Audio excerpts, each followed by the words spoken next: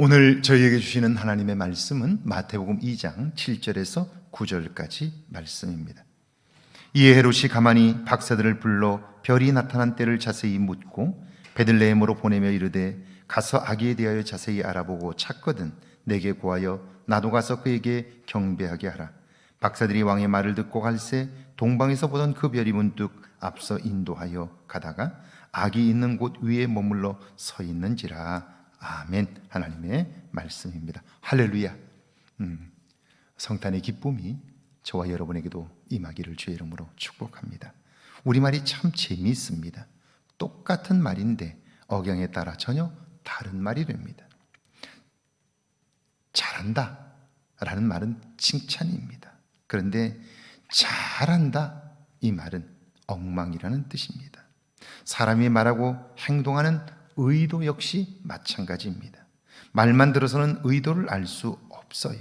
그러므로 말보다 그의 의도에 관심하지 않으면 우리는 낭패를 당할 수 있습니다. 7절이죠. 이에 헤롯이 가만히 박사들을 불러 별이 나타난 때를 자세히 묻고, 헤롯이 박사들에게 메시아 탄생에 관한 일에 관심을 보입니다. 그는 동방의 박사들이 왜 여기까지 왔는지, 지금까지 무슨 일이 있었는지, 태어날 아기가 어떤 존재인지 궁금한 것들을 자세히 물어요. 그의 진지한 태도만 본다면 그는 메시아에 관하여 엄청난 관심이 있는 듯 보여요. 그런데 그의 관심은 선한 것이 아니에요. 자기 자리를 지키기 위한 술수이지요. 혹시라도 자기 자리를 위협할 존재라고 여겨지면 제거하기 위함이에요. 하나님은 메시아를 보내시고 인간은 그 메시아를 살해하려고 합니다. 이것이 그리스도와 죄가 양립할 수 없는 이유입니다. 그리스도는 죄를 드러내므로 죄악된 인간은 그것을 가장 싫어하는 거예요. 8절입니다. 베들레헴으로 보내며 이르되 가서 아기에 대하여 자세히 알아보고 찾거든 내게 구하여 나도 가서 그에게 경배하게 하라. 그가 말합니다. 베들레헴에 가서 아기에 대하여 자세히 알아보거라. 그리고 찾거든 내게도 알려주게. 나도 가서 아기께 경배하려고 하네.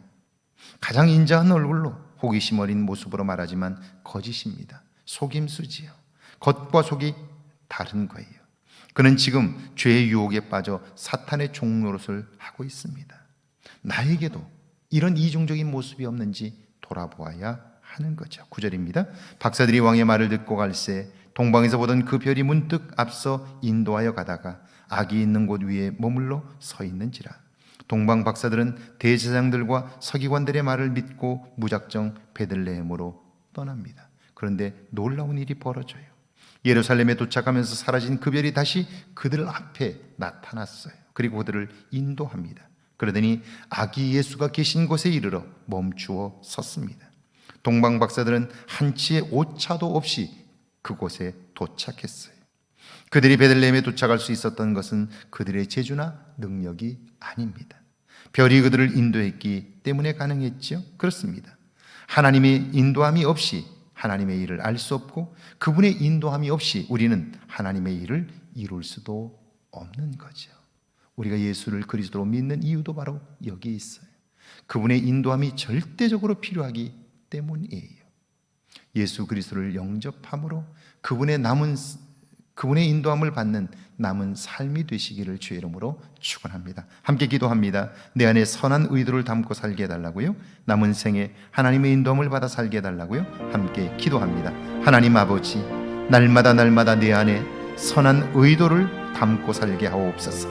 남은 생에 하나님의 인도함을 받아 살아감으로 작고 큰 하나님의 기쁨이 되어 살게 하소서. 하나님의 일에 쓰임받는 저희들 모두 되게 하옵소서.